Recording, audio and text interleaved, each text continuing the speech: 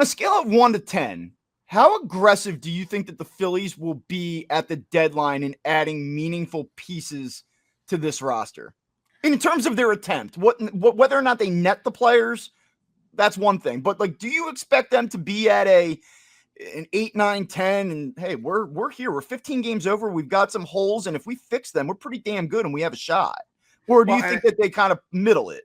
Yeah, and Joe Karmazin asks a very similar question. How do you think the Phillies should address the bullpen at the deadline? One right-hander, one left-hander. I don't think they're adding a left-hander via trade. I don't. And it's because they have 3 lefties in their starting rotation, and one of them is going to end up in the bullpen. So you're going to have Strahm, Banks, and whatever lefty starter is not starting games. Does that scare you at all? Because I love the direction we're going today. We're all over the place. But, like, let's talk about this. Banks, does he instill you with a significant degree of confidence? No. But I mean, if he's pitching 4th, 5th inning, sure, and he's your second or third guy, situationally speaking. Fine, great. Yeah. Here's the question, and he was a guy that I wanted to get to at some point in this show.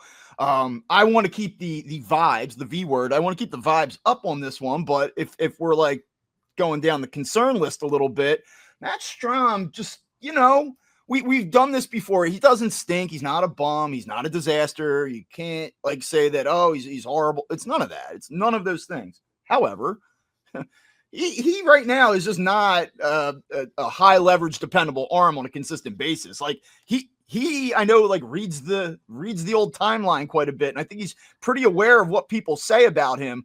I don't know whether or not he's fair about it or if he's like delusional about it. But like, if he's being honest with himself, he's not that guy right now. Can he get there?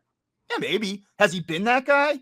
Absolutely. But right now, hold your breath. Yeah, I agree. I think there's a little bit of concern with Matt Strahm. It's not, oh my God, man the lifeboats. Like, I don't think it's that bad. But at the same time, I do see the same thing that you're seeing.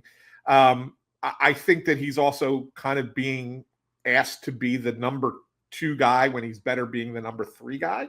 Does that make sense? Therein lies the question, or herein lies the question. If he's not the number 1 guy or the wipeout lefty that you can go to in the 8th or 9th inning, depending where the pocket of the lineup is, are you counting on a Luzardo transition to the bullpen in October to be that guy?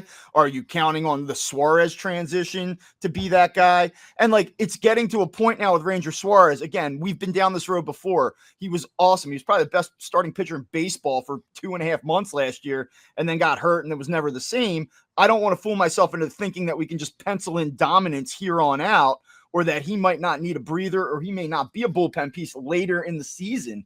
But right now, it's hard to conceptualize taking a guy that has been like Paul Skeens level productive over the last 2 months and saying like, go be our 8th inning guy, who, by the way, isn't a wipeout guy. No, I agree. And it's really kind of fascinating. Like, I had this conversation I was on WIP last night with your favorite Jody Mack. And we had this conversation because he was asking me these hypotheticals, like about the rotation and, what do you do with the rotation in October and everything. And I said, we can't really talk about it now. Like, it's easy to sit here and say, if I had to make the decision today, because you're basing it on today, right? Let's see. And like you said, you don't know what Ranger's going to be come September, but let's see what they all are come September. Is Sanchez still pitching as dominantly as he has the last couple of starts? What's Luzardo look like in September? What's Ranger look like in September? Sure. Like, one of them, but yeah, is probably going to drop off a little bit, right? It's really more not so much about what you're going to do when you get to September, and it's more like, do you have to go out and get an external piece in July? Or are you going to leave it up to the situational development and say, all right, now we're going to pluck this guy and go get him with Banks, Strahm, and then insert your lefty starter who's been converted here? And is that enough? Or do you have to go out and get ahead of it and be like, yeah, we have to go out and get something a little bit more? So let me counter with this argument back and ask. I'm going to ask a question as a counter argument, but and this is something I kind of think leads into one of the topics we wanted to get to today, which has to do with Orion Kerkering. If you go out and trade for a back end of the bullpen arm who happens to be right-handed, right? And then you have 2 hammers that are right-handed, and Strahm's the third guy as a lefty, and you have a starting pitcher who can kind of be high leverage as well as a fourth guy that's out there, does that work for you? Does it have to be that your second best reliever is left-handed? Can the two best relievers be right-handed and the third best reliever be left-handed? I think that's where we kind of get lost in this a little bit, because, well, Strom's got to get out the lefties. Okay, I get it. But, if your two best relievers are right-handed, regardless of who's batting, does that really matter as much? And so that's the question that I have. Right, and I think that's the question the Phillies are going to have to answer. The other part of it, too, is I want difference makers here. I do. And I also am living in a world where I don't want the Phillies to empty the tank and go all in terms of flipping prospects to triple down on 2025. So in a perfect world, yeah, go get a wipeout left-hander, go get another nasty right-hander, go get a leadoff type, or go get a middle of the order bat. Like, go give me all three of these things and let's go win a World Series, but at what cost, So I don't know how you play it. The reason why I asked the question, though, I said, it's a two-part question leading to a larger one. How aggressive are the Phillies going to be? Again, just give me a number then. Just give me a number. 1 to 10. How aggressive are they going to be? 7. Okay. How aggressive do you think the Mets are going to be at the deadline? About the same. Okay, about the same. So then, and the reason I say that, Bob, is because very few guys. I mean, everybody saw the Devers trade last week. We talked about it, and we're like, "Oh my God, look, star players can get traded." But that is the exception, not the norm. Very few guys with term and value on their contracts are going to get moved at the deadline. Very few, if any. So really, you're looking at guys who are last year of their contract, or, if they have maybe 1 year left, it's an option or whatever. It's you're not moving star players at the deadline. So you could be aggressive and go get pieces that you need to help your team.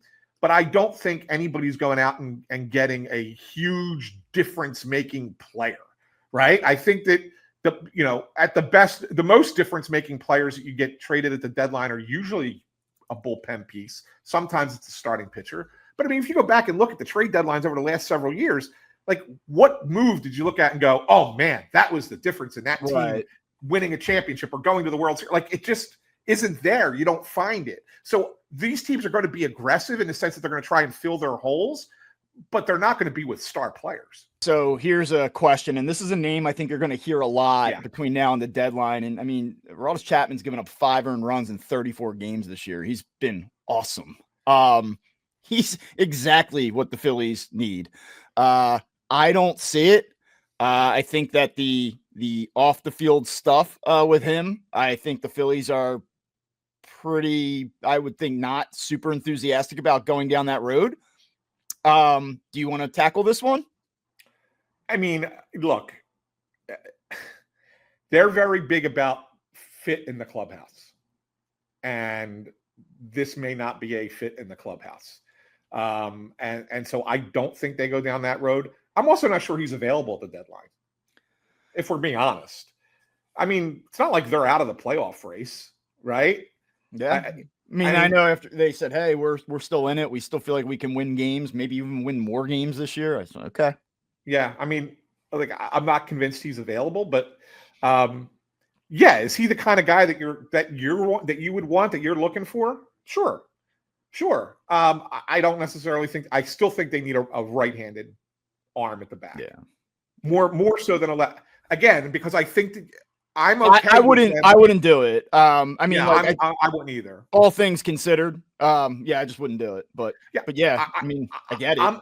I'm okay with the notion of putting a starter back there that can get the job done.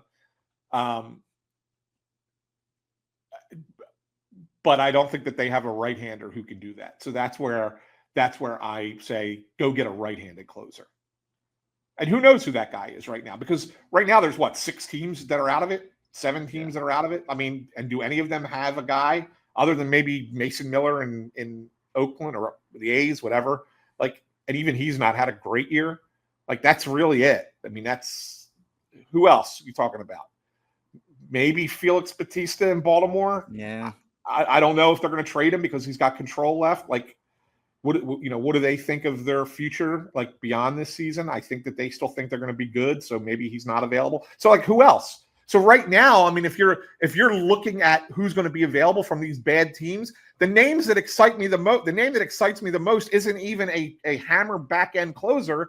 And that's like a Dennis Santana from the Pirates, right? I mean, didn't he have a little like issue out in the bullpen last night? Did you see that? Yeah, I saw that. Yeah, took a swipe at a fan or something. Yeah, apparently the fan crossed the line. I'm sure the fan had provoked it, so I'm not saying it wasn't warranted. But I mean, is there a world where they just say, you know what? Yeah, we get it. You guys want another bullpen arm? Here's what we're going to do. We're going to go Abel. We're going to convert him. We just think that's a better option than trading for somebody and then giving up a guy like Abel to get that guy. And we're going to convert one of our left-handed, surplus of starters into the bullpen. And actually that's how we're going to go about it. And we'll plug it with like one mid-level guy. And then here's your 3 reinforcements. And that's it. Is that on the table, you think? I think it is on the table. If they do that, they better go out and get a bat though. Because like, if that's the plan and then they're like, here's your offense. Come on. Yeah. Oh, I agree. I agree. Now, I think the Phillies will do something this year. I don't think that it'll be a around the edges. I mean, I'm actually going to hit you. It will be around the edges, but I think that they will do something a little bit more substantive than they have in the last 2 years.